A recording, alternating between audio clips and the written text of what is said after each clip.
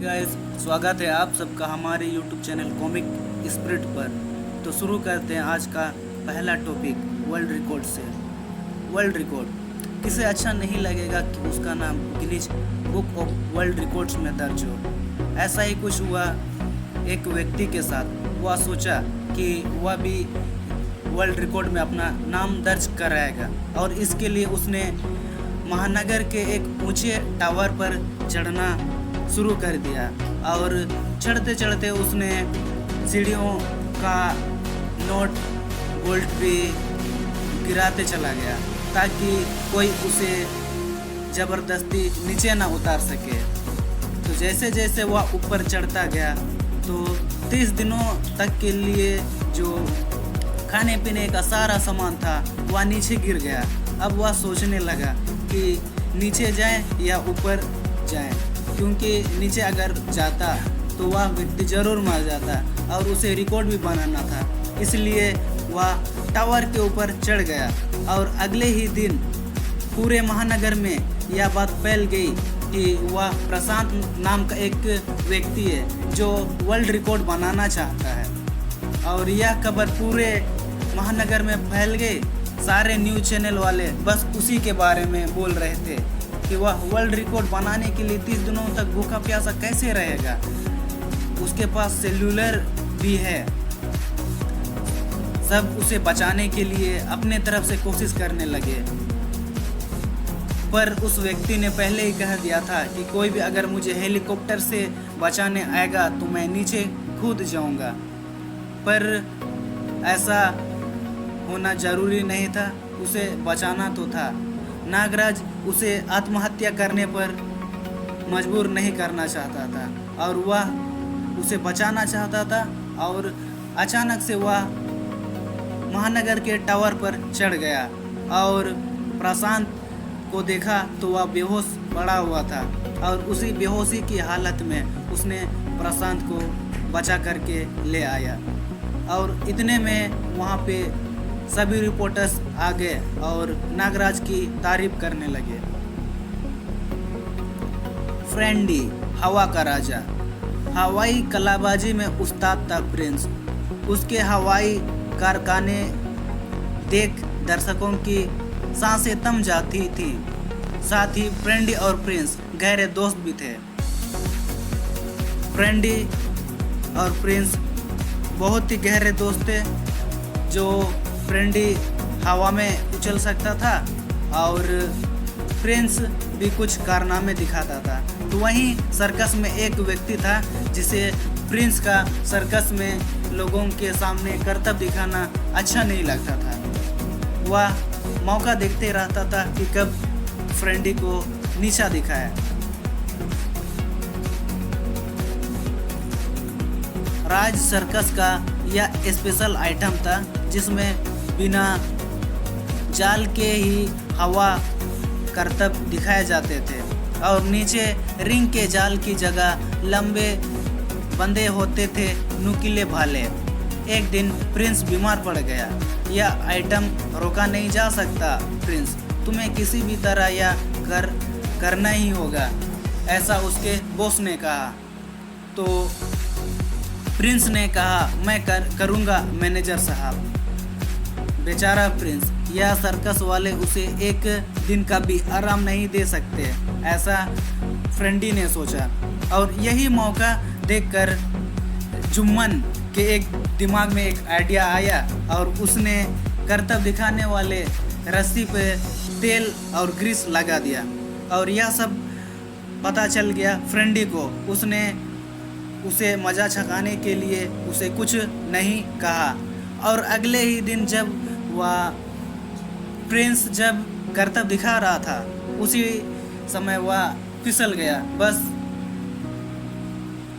N वक्त पर Prince ने आकर प्रिंस ने गिरते हुए फ्रेंडी को बचा लिया। बाद में जुम्मन को सजा देते हुए फ्रेंडी ने जंबो हाथी को बुलाया और जुम्मन को जंबो हाथी ने अपने साथ ले गया। जंबो और गरीबी रेखा।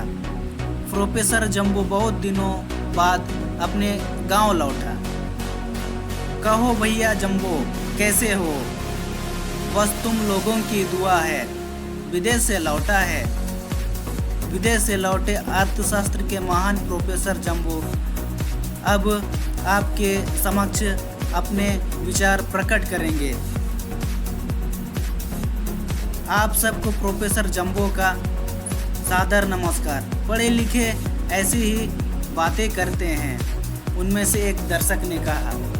क्या सादगी है? और दूसरे दर्शक ने कहा। जंबो ने कहा, मैं देख रहा हूँ कि हमारा गांव विकास की दौड़ में काफ़ी पिछड़ गया है। तो किसी ने पूछा, यह विकास की दौड़ क्या होती है? जंबो ने पूछा, 100 मीटर या 200 गज की तरह कोई दौड़ होती होगी। तब जंबो ने कहा, मैं चाहता हूं कि आप सबको गरीबी रेखा से ऊपर उठाऊं। और तभी बिजली आ जाने से माइक फेल हो गया और सभा समाप्त कर दी गई। दूसरे दिन गरीबी रेखा क्या होती है, यही सब चर्चा करने लगे। तब चलो हम लोग खुद करें, कोशिश करते हैं। लोगों ने सोचा, आओ तुम लोग बारी बारी से नाप लेकर बताओ कौन गरीबी रेखा के ऊपर है और कौन नीचे। एक एक करके रस्सी के करीब आते और जानकारी नोट कर ली जाती।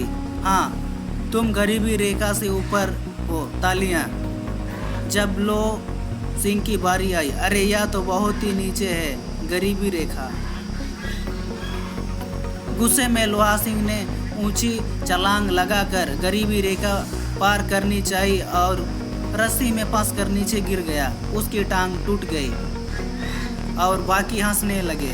लो और नीचे चला गया। उधर ही आ रहे प्रोफेसर जंबो ने भीड़ के करीब पहुंचे लोहा सिंह पर और पूछने लगे, लोहा सिंह का पैर कैसे टूटा? तो बगल वाला बोला, गरीबी रेखा को पार करने की कोशिश में। तो जंबो ने कहा, अरे लोहा सिंह, गरीबी रेखा को पार करने के लिए काम करने की ज़रूरत है, कूदने की नहीं। हमारी कमाई बढ़ेगी और उत्पादकता। गरीबी रेखा कोई दिखाई देने वाली रस्सी या रेखा नहीं है, बल्कि मापदंड है हमारी निर्धनता या योग्यता का। धन्यवाद प्रोफेसर, आपने हमें रास्ता दिखाया। अब हमने समझा कि अधूरी जानकारी कितनी घातक होती है। लोहा सिंह, हमें माफ़ कर दो, ऐसा एक व्यक्ति ने कहा। चेरी भविष्य फल। आज रविवार का दिन था और मैटून बहुत सज संवर रही थी। तभी चेरी ने उसके कमरे में प्रवेश किया। गुड मॉर्निंग मैम, तुम यहाँ क्या लेने आई हो? निकलो बाहर। मैम, मैं आपको बताने आई हूँ कि आज आप बाहर न जाएं, क्योंकि अखबार में आज आपका भविष्यफल अच्छा नहीं लिखा गया है। अच्छा, क्या लिखा है अखबार में? अखबार में लिखा है कि आप किसी वाहन के पास से ना गुजरें, रास्ते में पड़ी किसी चीज़ को ना छुएं और किसी ऊंचे पेड़ के नीचे ना बैठें। इन सब से आपको खतरा है। अखबार वाले तो बकवास लिखते हैं, मुझे कुछ नहीं होगा, भगवान भला करे आपका। चेरी ने सोचा। कुछ ही देर बाद मैट्रन एक ट्रक के पास खड़ी थी। अचानक, चलकर मैटनी शो देखना चाहिए। अचानक ट्रक ढेर सारा कीचड़ उछालते हुए चल गया और मैट्रन के ऊपर कीचड़ लद गया। सत्यानाश, मेरे सारे कपड़े खराब कर दिए। अब चलकर पहले कपड़े बदलने चाहिए। कुछ ही दूरी पर, अरे वह फुटबॉल पड़ी है, कोई नहीं देख रहा, चुपचाप उठा लूँ, मैट्रन ने सोचा। तभी फुटबॉल को पकड़ते हुए कुत्ता उसके पीछे भागा और वह एक ऊंचे पेड़ के नीचे बैठ गई। और जैसे वह बैठी हुई थी, नारियल का एक टुकड़ा नीचे आया और मैट्रन का शरीर सिर पे लग गया। आज का दिन बहुत ही खराब है, मैट्रन ने सोचा। अगले दिन मैट्रन ने सुबह सुबह चेरी को बुला लिया। चेरी, मेरा भविष्य फल बताओ। मैम, आज अपने कमरे में ही रहना, बाहर निकलने में जान का खतरा है, चेरी ने कहा। फिर चेरी मैट्रन के कमरे से बाहर निकल गई। आज खूब सारे मज़े करो, आज हमारे भविष्य फल में मौज करना लिखा है, चेरी ने अपने दोस्तों से कहा। Thank you Nagaraj. एक दिन स्कूल जाते समय कॉमिक्स रास्ते में सवेरे का खेल देखने रुक गया। उसने सोचा, काश कि मेरे पास नागराज की शक्ति होती तो मैं भी अपने हाथों से सांप निकालकर लोगों को चौंका देता। कॉमिक्स के मन में विचार आते ही उसकी काया पलट हो गई और वह मन ही मन सोचा, अरे मैं तो सचमुच नागराज बन गया, अब लोगों का मनोरंजन करता हूँ। और उसने लोगों से कहा, भाई लोगों, अब देखिए दुनिया का 9वां 10वां 11वां आश्चर्य, अब मेरे हाथों से निकलेंगे सांप। मगर कॉमिक्स को नागराज की शक्ति मिली होती तो सांप निकलते। यह क्या, मेरे हाथों से सांप तो क्या केंचुआ भी नहीं निकला। और लोगों ने उसके ऊपर केले पत्थर सारे छिलके उसके ऊपर फेंक दिए और वह लोगों से बचता बचता भागा चला गया और एक मोटरसाइकिल निकाल कर वह भागते गया और भागते भागते उसने देखा एक आदमी फंसा हुआ है और उसे कोई बचाने नहीं आ रहा है, तो उसने सोचा कि उसे बचाया जाए। ध्रुव को ऐसे रास्ते पर मोटर बाइक चलाने का बहुत अनुभव है। कुछ ही देर में कॉमिक्स ट्रे व ट्रॉली पर पहुंच चुका था और उस बच्चे को बचाने के लिए पहुंच चुका था और लोगों ने उसे देख करके कहा, हे भगवान, उसकी मोटर बाइक नीचे गिर गई, अब वह क्या करेगा। उन्हें मालूम नहीं कि इस समय मेरी खोपड़ी में ध्रुव का दिमाग सक्रिय है और ध्रुव का दिमाग कभी हार नहीं मानता, कसकर पकड़े रहना। कुछ ही देर में सकुशल प्लेटफॉर्म पर पहुंच चुके थे। थैंक यू नागराज जी, यदि मैं नीचे गिर जाता तो मेरी मम्मी मुझे बहुत मारती। हा, जोंटी बाय। काश कि इसे मालूम होता कि मैं नागराज नहीं कॉमिक्स हूँ।